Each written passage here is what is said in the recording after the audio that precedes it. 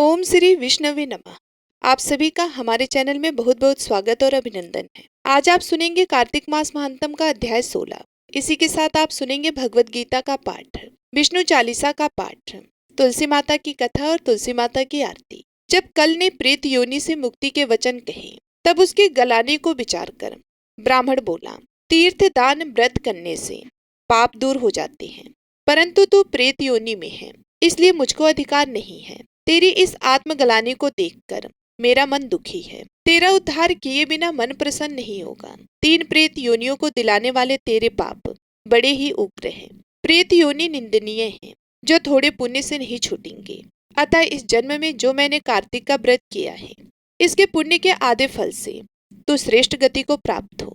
यज्ञ, दान और तीर्थ यात्रा यह कार्तिक के व्रत की बराबरी नहीं कर सकते हैं। नारद जी बोले, ये कहकर धर्मदत्त ने 12 अक्षर मंत्र का उच्चारण करके जो मिला हुआ जल पुनः उसके ऊपर छिड़का, सो वह प्रेत योनि से छूट गई।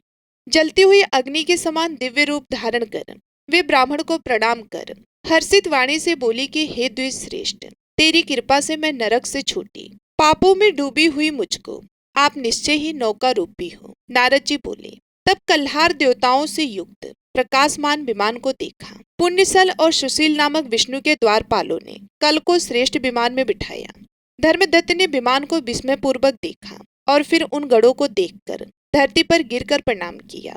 उन दोनों द्वारपालों ने उस ब्राह्मण को उठाकर उसकी प्रशंसा करके धर्मयुक्त वचन कहा कि हे ब्राह्मण, तुम बहुत अच्छे हो, भगवान विष्णु की भक्ति में सदा लगे रहते हो, दीनों पर कृपा करने वाले धर्म जीत किया है, उसका आधा फल देने से कल के पूर्व जन्म के पाप नष्ट हो गए हैं। तुम्हारे स्नान के फल देने से इसके पाप मिट गए और श्री हरि का जागरण आदि करने से इसे इस विमान की प्राप्ति हुई। नाना प्रकार के भोगों को भोगने और अब वैकुंठ को जा रही है। तुमने जो दीपदान किया था उससे इसे तेज मिला, और तुलसी के पूजन तथा कार्तिक के व्रत से जो तुमने इसको पुण्य दिया था, सो ये विष्णु के समीप जाती है, और तुम भी इस जन्म के अंत में परिवार सहित वैकुंठ को जाओगे।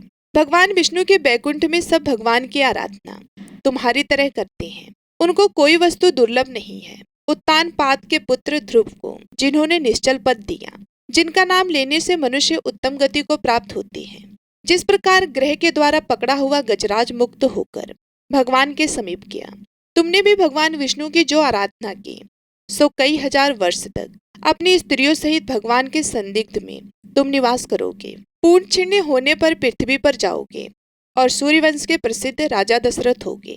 यही दोनों स्त्रियां तुम्हारी रानियां होंगी, और तीसरी यह कला भी आधे पुण्य की अधिकारी तुम्हारी एक स्त्री कैकेयी होगी। वहां भी विष्णु भगवान आपके समीप रहेंगे और तुम्हारे पुत्र होकर देवताओं का कार्य करेंगे। तुम्हारे इस कार्तिक व्रत से यज्ञ, दान और तीर्थ कोई अधिक प्रभावी नहीं है। हे विप्र, तुम धन्य हो जो तुमने भगवान विष्णु को प्रसन्न करने वाला व्रत किया है, जिसके आधे फल के मिलने से ही कल हमारे साथ विष्णु लोक को प्राप्त कर रही है।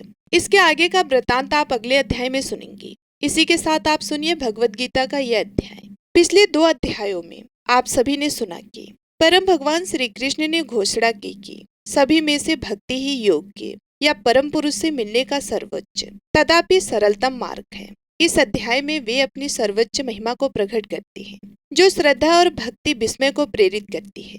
यद्यपि श्री कृष्ण अपने व्यक्तित्व रूप में अर्जुन के सामने खड़े हैं, फिर भी उन्हें मानवीय व्यक्तित्व वाला समझने की भूल नहीं करनी चाहिए।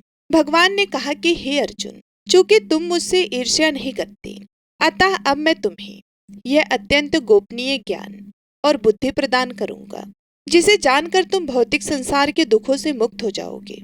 यह ज्ञान विद्वानों का राजा है और सभी रहस्यों में सबसे गहरा है। इसे सुनने वालों को यह पवित्र कर देता है। यह प्रत्यक्ष रूप से प्राप्त करने योग्य है। धर्म के अनुसार अभ्यास में आसन है और प्रभाव में शाश्वत है। हे शत्रुओं पर विजय पाने वाले, जो लोग इस धर्म में विश्वास नहीं रखते, वे मुझे प्राप्त नहीं कर पाते। वे बार बार जन्म मृत्यु के चक्कर में इस संसार में आते रहते हैं। यह संपूर्ण ब्रह्मांड मेरे अव्यक्त रूप में व्याप्त है। सभी जीव मुझ में निवास करते हैं, किंतु मैं उनमें निवास नहीं करता, और फिर भी जीव मुझ में नहीं रहते। मेरी दिव्य शक्ति का रहस्य देखो। यद्यपि मैं सभी जीवों का निर्माता और पालन करता हूँ, फिर भी मैं उनसे या भौतिक प्रकृति से प्रभावित नहीं होता। यह जान लो कि जैसे सर्वज्ञ बहने वाली प्रचंड वायु सदैव आकाश में ही स्थित रहती है, उसी प्रकार समस्त जीवात्माएं सदैव मुझ में ही स्थित रहती हैं। एक कल्प के अंत में सभी जीव मेरी आदि भौतिक शक्ति में विलीन हो जाती हैं। अगली सृष्टि के आरंभ में हे कुंती पुत्र, मैं उन्हें पुनः प्रकट करता हूँ। अपनी भौतिक शक्ति पर अधिष्ठाता होकर मैं इन असंख्य रूपों को उनके प्रकृति के बल के अनुसार बार बार उत्पन्न करता हूँ। हे धन विजेता, इनमें से कोई भी कर्म मुझे नहीं बांधता। मैं इन कर्मों से सदैव विरक्त होकर तटस्थ दृष्टा की तरह रहता हूँ। हे कुंती पुत्र, मेरे निर्देशन में कार्य करते हुए यह भौतिक शक्ति सभी सजीव और आजीव रूपों को अस्तित्व में लाती है। इसी कारण से भौतिक जगत में परिवर्तन, सृजन, पालन और संहार होते रहते हैं।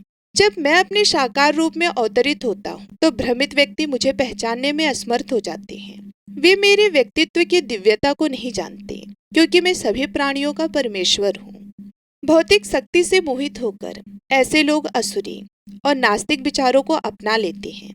उस भ्रमित अवस्था में उनके कल्याण की आशा व्यर्थ हो जाती है, उनके कर्म व्यर्थ हो जाती हैं और उनकी ज्ञान संस्कृति नष्ट हो जाती है।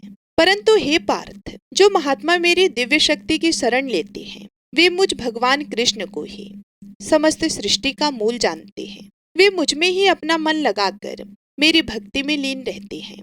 वे सदैव मेरी दिव्य महिमा का गान करते हुए, बड़े ही दंड संकल्प के साथ प्रयास करते हुए, नम्रता पूर्वक मेरे सामने झुकते हुए, प्रेम पूर्वक, भक्ति पूर्वक मेरी निरंतर पूजा करते हैं। अन्य लोग ज्ञान के विकास में यज्ञ में संलग्न होकर अनेक विधाओं से मेरी पूजा करते हैं। कुछ लोग मुझे अविभाज्य एकता के रूप में देखते हैं, जो उनसे भिन्न नहीं है, जबकि अन्य लोग मुझे उनसे पृथक मानते हैं। फिर भी अन्य लोग मेरे ब्रह्मांडीय रूप की अनंत अभिव्यक्तियों में मेरी पूजा करते हैं।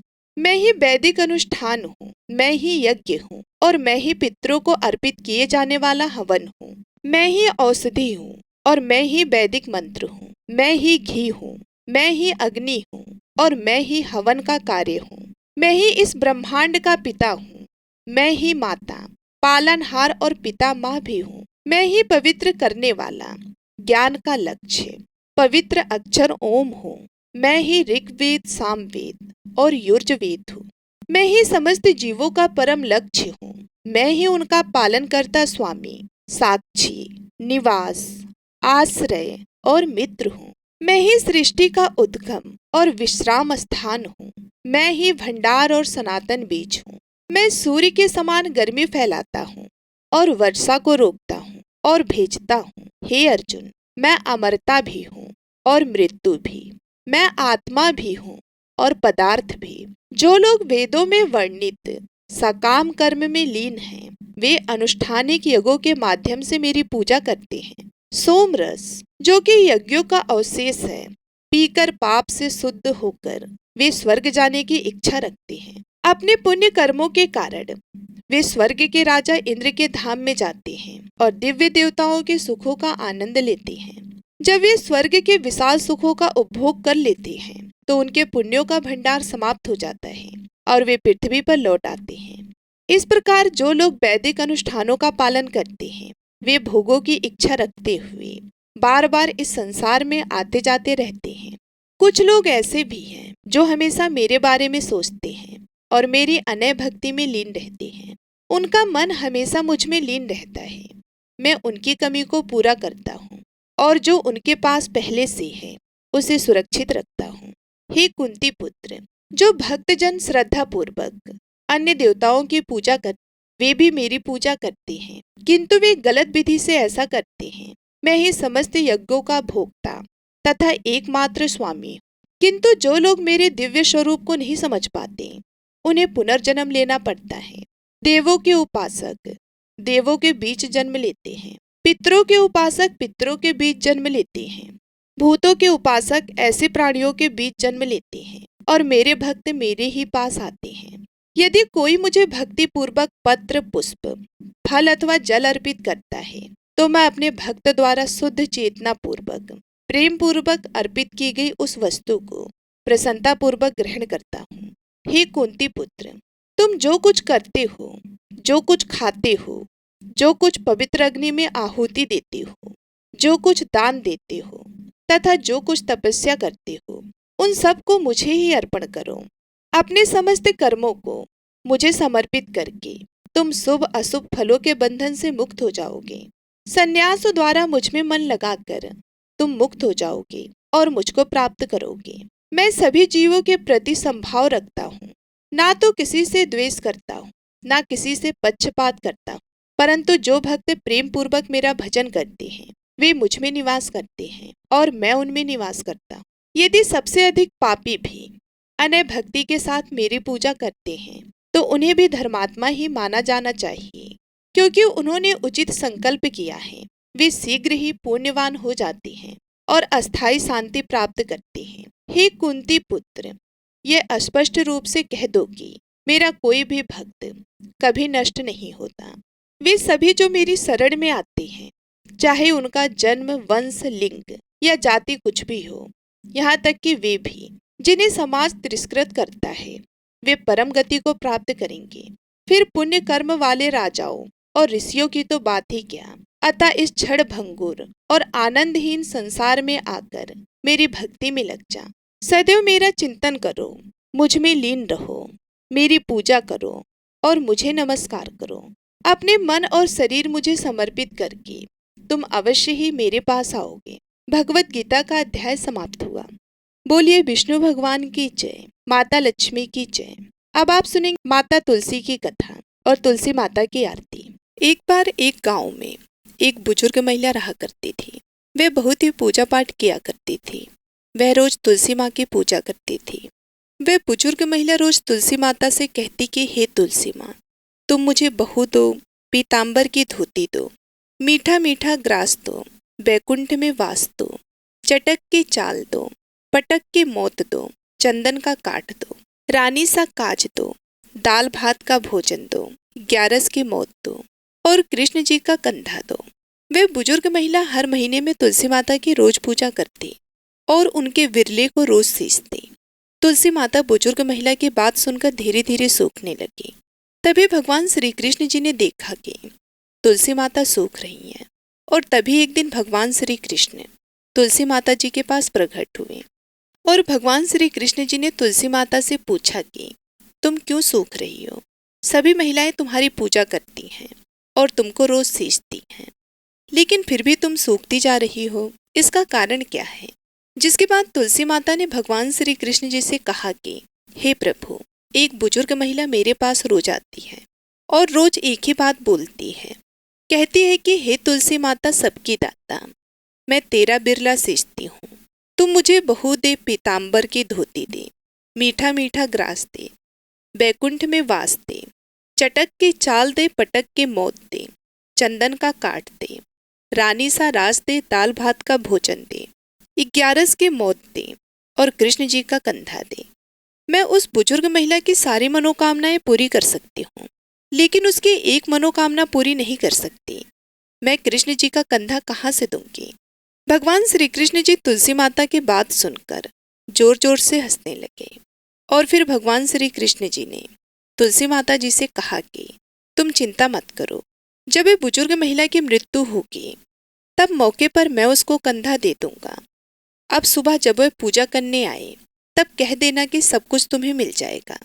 कुछ दिनों बाद वह वृद्ध महिला ठोकर खाकर रास्ते में गिरकर मर गई। पूरे गांव के सभी लोग आए और उस महिला को सभी लोग धर्मात्मा मानते थे। उसको तुलसी जी की डोकरी कहते थे। उसके परिवार में कोई भी नहीं था, इसलिए गांव वाले ने ही उसके अंतिम संस्कार करने की योजना बनाई और उसे नहलाकर जब बैकुंठी पर बिठाने के लिए उसे उठाने लगे तो उसका मृत शरीर इतना भारी हो गया था कि उसे कोई उठा ही नहीं पाया। यह सब देखकर वहां के सभी लोग तरह तरह की बातें करने लगे और कहने लगे कि यह इतना पूजा पाठ करती थी, हर समय माला फेरती थी, इसलिए यह इतनी भारी हो गई है। वे पूरे गांव में चर्चा होने लगी कि डोकरी माई कोई भक्ति नहीं करती थी, यह छल कपट करती थी।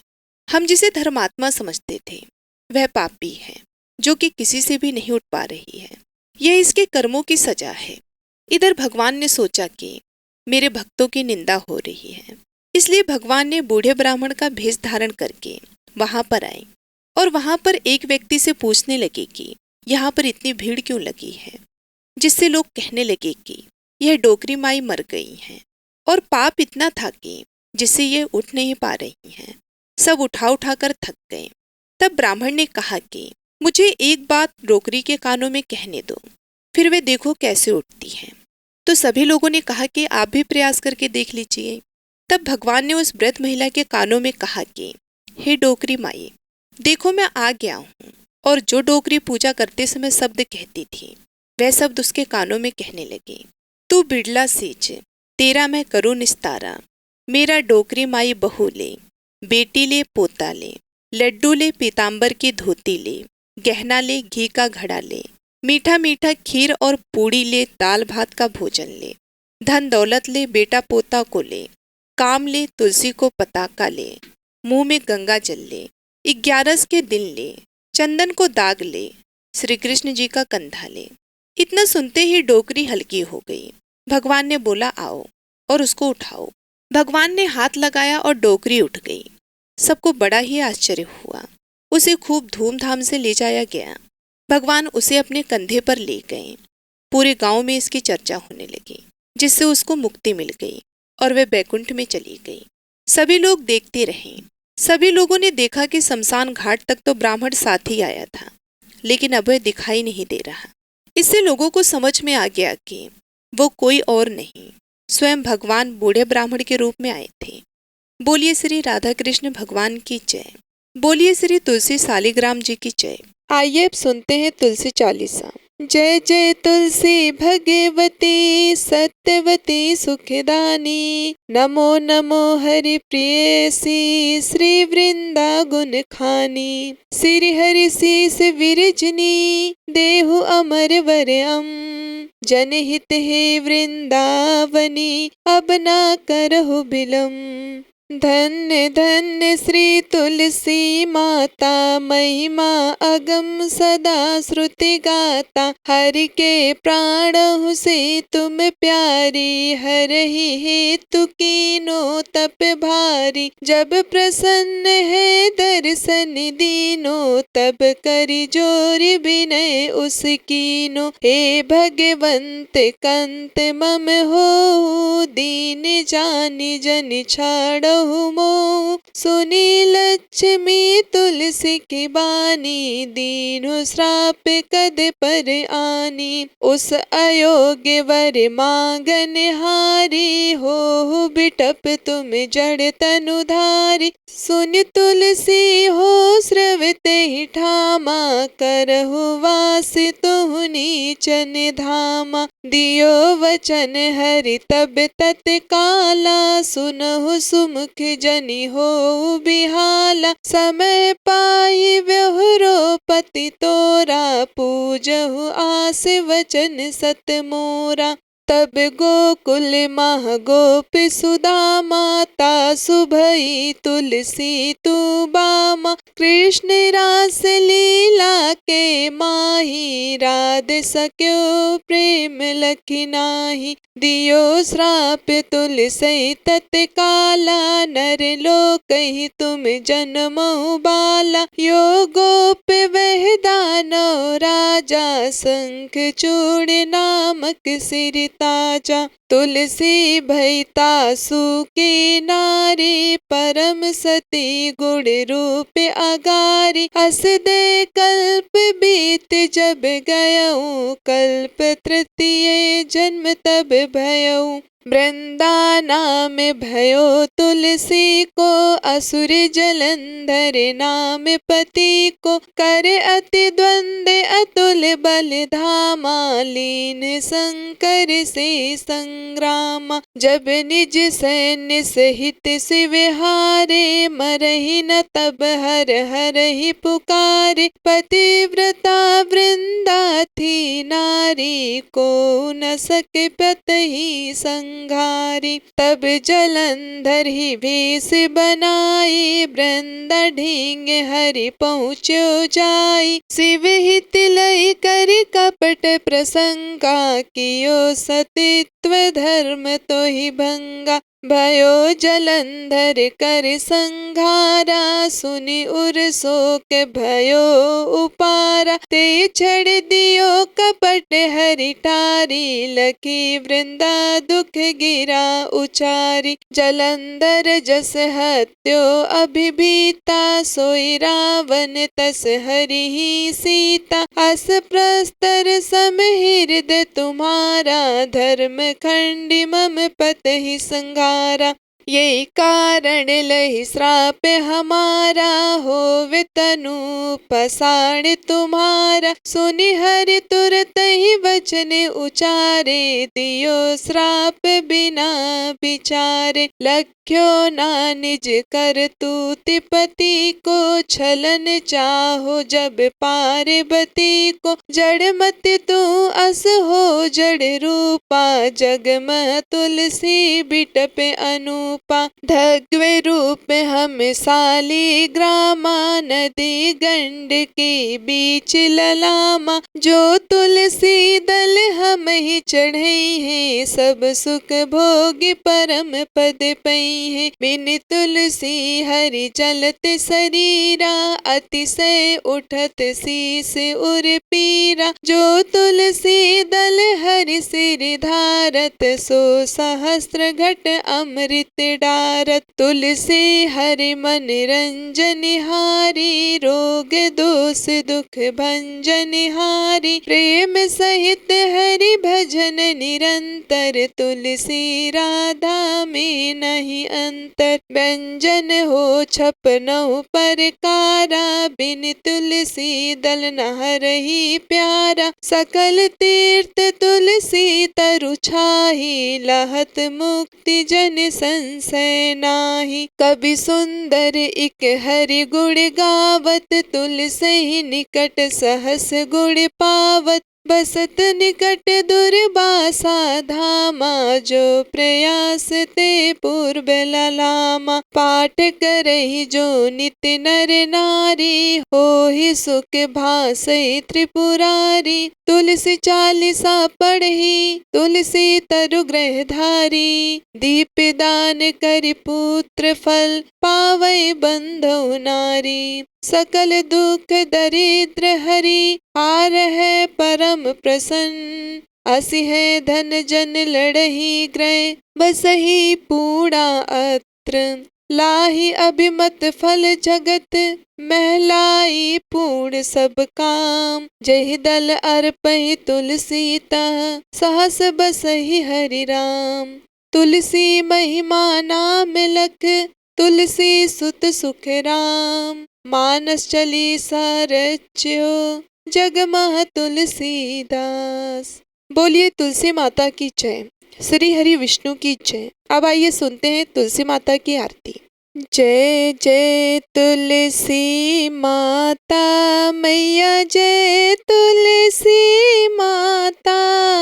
सब जग के सुख दाता, सब जग के सुख दाता। सबकी वर माता, जय जय तुलसी माता।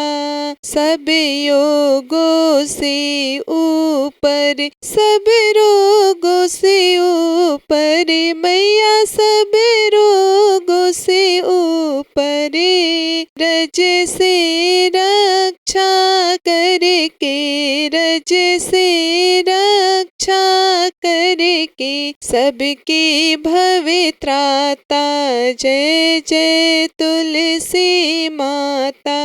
बटु पुत्री है श्यामा, सुरबल्ली है ग्रामा। मैया सुरबल्ली है ग्राम्या। विष्णु प्रिय जो नर तुमको सेवे, विष्णु प्रिय जो नर तुमको सेवे। सो नर तरे जाता, जय जय तुलसी माता। हरि के शीस विराजत, त्रिभुवन से हो वंदित। मैया त्रिभुवन से हो वंदित। पतित जनों की तारिणी, पतित जनों की तारिणी, तुम हो विख्याता।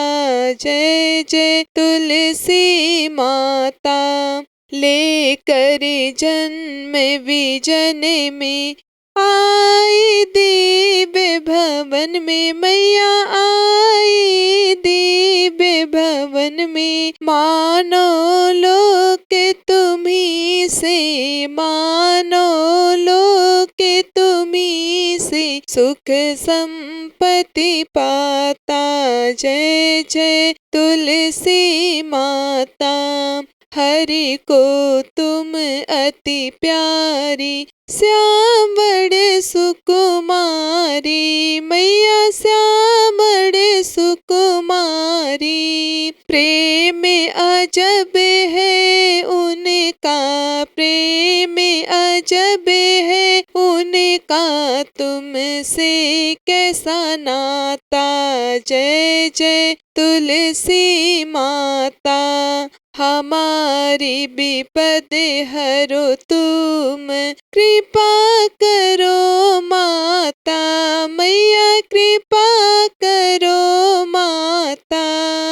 जय जय तुलसी माता। जय जय तुलसी माता, मैया जय तुलसी माता। सब जग की सुखदाता, सब जग की सुखदाता, सबकी वर माता। जय जय तुलसी माता। प्रेम से बोलिए तुलसी माता की जय, माता लक्ष्मी की जय, भगवान विष्णु जी की जय। ये थी आज की कार्तिक मास के महंतम की कथा। आशा करती हूँ आपको आज की ये कथा पसंद आई होगी और आप हमारे आने वाली वीडियो का भी इंतजार करेंगे। आप सभी का दिन शुभ एवं मंगलमय हो, इसी कामना के साथ मैं आप सभी लोगों से विदा लेती हूँ। मिलती हूँ मैं आप सभी लोगों से अगले वीडियो में। तब तक के लिए नमस्कार।